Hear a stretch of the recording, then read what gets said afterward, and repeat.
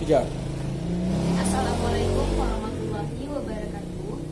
Alhamdulillah, puji syukur kehadiran Allah Subhanahu wa Ta'ala yang telah melimpahkan rahmat dan karunia-Nya kepada kita bersama.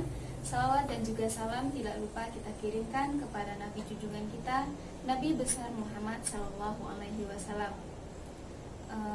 Sebelumnya saya ucapkan terima kasih kepada Bapak dan Ibu KPM yang sudah hadir dalam pertemuan kita pada hari ini. Nah, mungkin sebelumnya kita sudah membahas materi tentang mengidentifikasi ide usaha. Nah, jadi untuk hari ini materi kita lanjutkan dengan pengembangan dan menilai kelayakan ide usaha. Nah, sebelum dimulai, saya ingin bertanya di sini, apakah dari Bapak Ibu KPM sudah ada yang memiliki usaha? Ada, Bu. Bapak Rodi itu usahanya usaha apa, Pak Rodi? Jualan ikan asin Di mana Bapak berjualan? di sekitaran Lubuk Basung. Berarti itu Bapak mengambil langsung ke pengolahnya ya? Ya, kita langsung beli ke pengolahnya di pantai. Baik. Jadi salah satu dari KPM di sini sudah ada yang memulai usaha, yaitu usaha ikan asin. Nah, mudah-mudahan dengan usaha ikan asin yang dijalani oleh Bapak Rodi tadi itu bisa menunjang perekonomian keluarganya ya, Pak. Nah, bagaimana dengan penghasilannya, Pak? Lumayan, Bu. Berarti bisa membantu untuk perekonomian keluarga ya, Ya, paling tidak bisa lah. untuk membeli beras. Ya, seperti itu ya. Nah, jadi di sini kita sebelum kita memulai materi tadi, kita lihat dulu video tentang cerita Ibu Lili. Jadi cerita Ibu Lili ini sama, yaitu berjualan ikan juga ya, seperti Pak Rodi tadi menjual ikan asin. Kalau Ibu Lili di sini dia menjual ikan segar. Nah, baik Bapak dan Ibu semuanya, saya mohon perhatiannya dulu sebentar untuk menyaksikan video tentang cerita Ibu Lili. Nah, Bapak dan Ibu semuanya, tadi kita sudah melihat ya cerita tentang cerita Ibu Lili tentang menjual ikan, ya Pak. Nah, jadi dari cerita tadi menceritakan tentang kalau Ibu Lili itu menjual ikan karena dia mengalami yang tujuannya untuk menambah penghasilan keluarganya. Nah, tapi dari cerita tadi bisa kita lihat, coba Bapak Rodi sebutkan apa yang bisa kita lihat dari cerita tadi. Ya, Ibu Lili rugi, Bu. Dikarenakan apa, Pak? Ya, karena ikannya tidak terjual. Tidak Ya. sesuai dengan apa yang diharapkannya. Nah, benar sekali ya Pak. Terima kasih kepada Bapak Rodi. Nah, jadi benar sekali dari cerita Ibu Lili tadi bisa kita lihat kalau Ibu Lili mengalami kerugian. Kenapa? Karena Ibu Lili tidak merencanakan usahanya dengan matang. Jadi ketika dia mengalami kendala di dalam keuangan keluarganya, Ibu Lili hanya terpikir bagaimana dia bisa membuat usaha untuk menambah keuangan keluarganya, dan terpikirlah untuk menjual ikan. Tapi sebelum Ibu Lili memulai usahanya, dia tidak memiliki rencana yang matang bagaimana usaha tersebut bisa tetap berlangsung dan bisa mendatangkan keuntungan yang besar sehingga keuangan dalam rumah tangga Ibu Lili bisa terpenuhi. Nah, jadi sebelum kita memulai usaha itu, seharusnya kita rencanakan dulu dengan matang usaha apa yang akan kita geluti, dan kemudian kita bisa memanfaatkan orang-orang di sekitar kita untuk bertanya. Misalnya orang-orang yang sudah sukses dalam usahanya. Nah, kita bisa menanyakan kepada orang-orang tersebut, kira-kira misalnya kalau kita ingin berjualan ikan, silahkan kita tanya kepada si penjual ikan, usahanya itu bagaimana bisa menghasilkan sehingga dia mendapatkan keuntungan yang besar.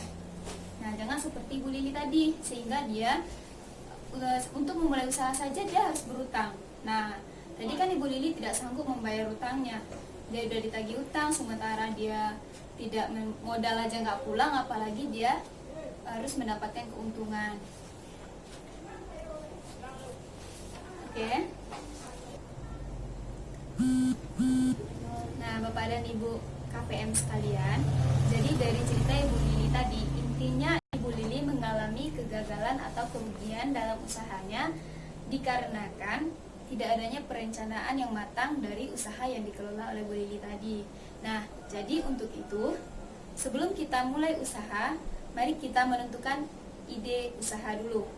Nah, apa saja ide usaha tersebut? Yang pertama yaitu yang harus kita pikirkan, usaha apa yang akan kita lakukan.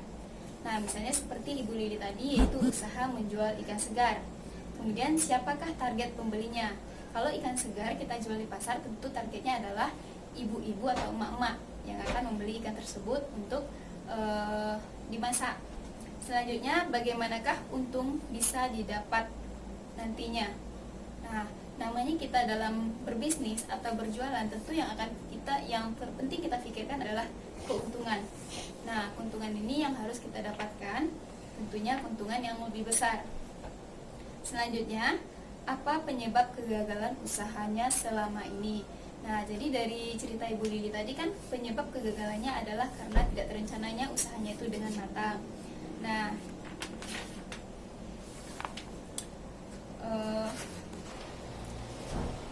jadi apabila ibu-ibu dan bapak-bapak ingin memulai usaha, ingin membuat sebuah usaha, maka perhatikanlah poin-poin yang saya sampaikan sebelumnya tadi, supaya tidak gagal atau tidak mengalami kegagalan seperti yang dialami dari cerita Ibu Lili tadi.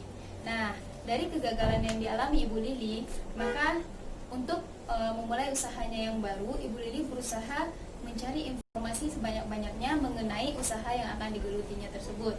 Nah, jadi kan tadi Ibu Lili menjual ikan segar. Nah, di sini Ibu Lili mencoba mengidentifikasi kegagalannya tadi. Jadi Ibu Lili mempunyai kekuatan, intinya itu dia punya keahlian. Kalau menjual ikan itu bagaimana jika dia terpikir kalah sama dia untuk menjual ikan balado. Nah, karena Ibu Lili mempunyai keahlian dalam memasak. Kalau biasanya ibu-ibu kan lebih suka membeli ikan yang sudah dimasak dengan harga yang lebih murah daripada dia harus membeli ikan segar, belum lagi nanti membeli bumbu-bumbunya, bahan-bahannya yang lainnya. Nah, itu kan lebih keuangannya lebih besar daripada membeli ikan balado yang udah siap saji. Nah, tetapi dari penjualan ikan tersebut itu kan juga ada kelemahan dan ancamannya. Juga ada kelemahan dan ancaman. Jadi beberapa kelemahannya yaitu seperti ikan balado tadi, tidak adanya variasi, tidak ada variasi yang lain. Kemudian ancamannya juga banyaknya orang sesama penjual, atau nanti kekurangan pasokan ikan ini kurang gitu. Nah, jadi untuk mengantisipasi itu yang harus dipikirkan untuk mengantisipasinya, mengantisipasi ancaman dan kelemahan yang akan terjadi bila kita memulai usaha.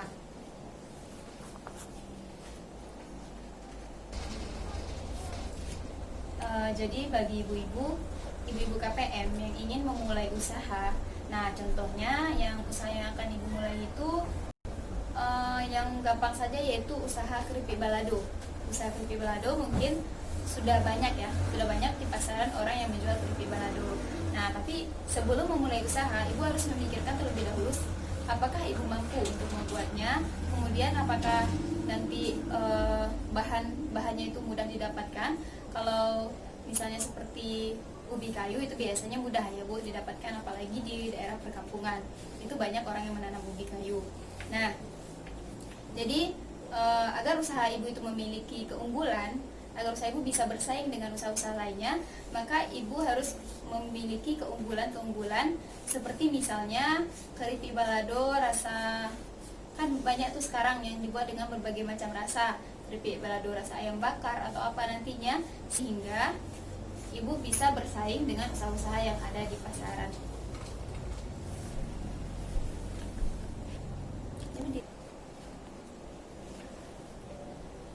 Baik ibu-ibu, jadi mungkin untuk materi kita pada hari ini kita cukupkan saja terlebih dahulu, dan selanjutnya nanti akan kita lanjutkan materi kita yang selanjutnya itu merencanakan keuangan usaha. Nah, terima kasih kepada ibu-ibu yang sudah mendengarkan materi yang saya paparkan sebelumnya tadi. Semoga ini bermanfaat untuk ibu-ibu semua. Baik, saya ucapkan Assalamualaikum warahmatullahi wabarakatuh.